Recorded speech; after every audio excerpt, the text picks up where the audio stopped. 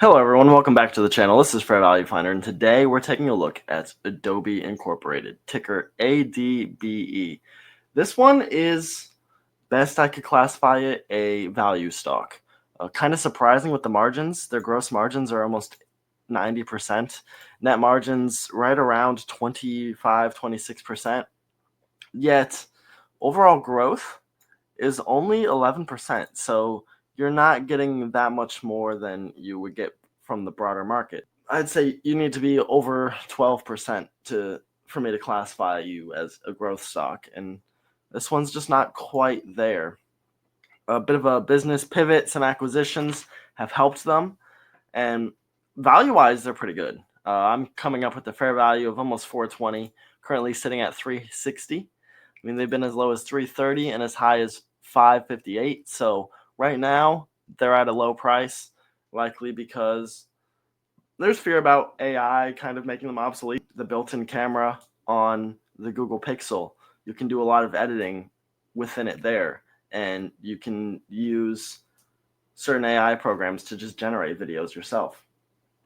But they did have a representative on Bloomberg the other day talking about how, at the end of the day, art is about creativity, and people aren't going to be able to use AI professionally necessarily within the industry because it only knows from its knowledge base and would create stuff that's too similar, and it just wouldn't work for a creative industry. And I get what they're saying there. I do think that the market has overcorrected a little bit. So if I have room in the value portion of my portfolio, I'll likely pick up this because it does have good growth for value. And currently it's undervalued by $60.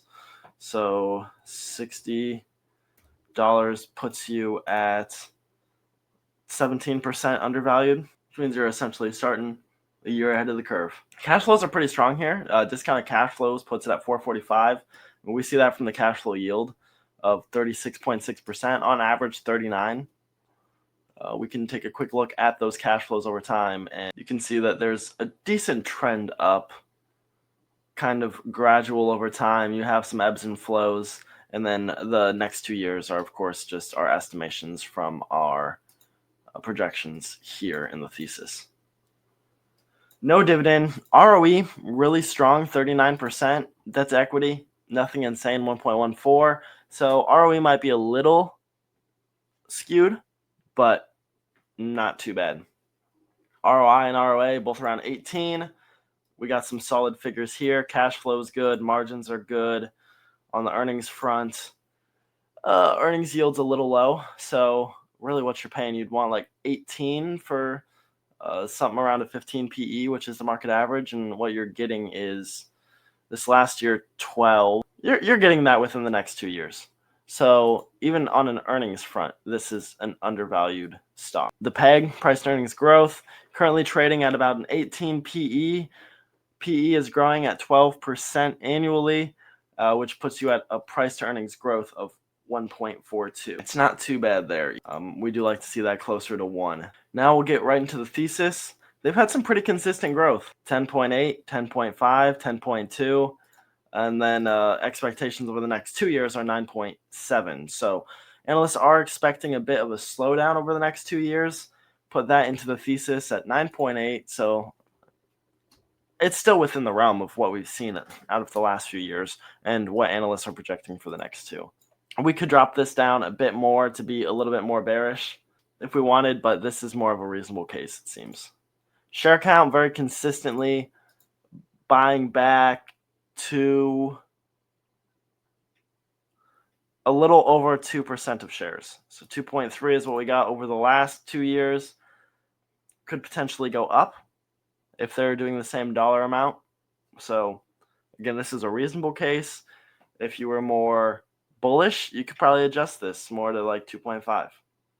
But I don't think what we're getting out of this is bad whatsoever. I mean, you're outperforming the market 8% in the next 3 years and 20% in the next 5. Next, we have cash flows. Those, since cash flow is slowing down, I put growing slightly less than revenues, which brings you to a cash flow yield of 33.8 in 5 years, which is still really good. Definitely down from what we've seen historically and today, but that's the trend that they're on. Assets growing lately, 3.5, almost 5.5. 4.5 to 5 is what we're seeing out of them. Liabilities definitely higher, 9 or 10.9, so 9 to 10 there. And then margins, just small growth, which would bring them not even to what we've seen out of them on average. Just 0.5% takes them to 26.5, which is super solid margins. And all of that for our thesis gives us a annual growth rate of 11.22%. Like I said, if you're buying at today's price, since it's undervalued, you're looking at outperforming the market pretty well over these next few years. But now if we come in with a little bit more bearish of a case, now, is this going to average out to 8% for the revenues? Maybe. If they continue to slow down on purchases, we have 2.45, 2.3.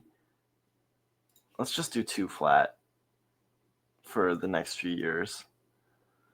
Cash flows, we want this to be a more bearish case, so 6% gets you to 33. I mean, 5% gets you to 32, but in this scenario now, you're underperforming in the next 3 years. Assets, 5's not bad. Like I said, it could probably be 4. Liabilities, if this is higher, it'd be more bearish, so we'll go with 10 there. Margins, completely flat. That still gets you growth in line with the market at 8.3. So undervalued, growing in line with the market, still outperforming in the 5 years. I feel like I'm going to pick some up for my portfolio at this price because I think it's good.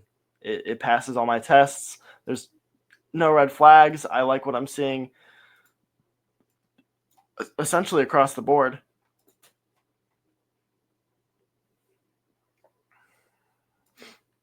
It's not going to be a massive position, but it'll be something to bring my value portfolio to the level that I'd like to see it at.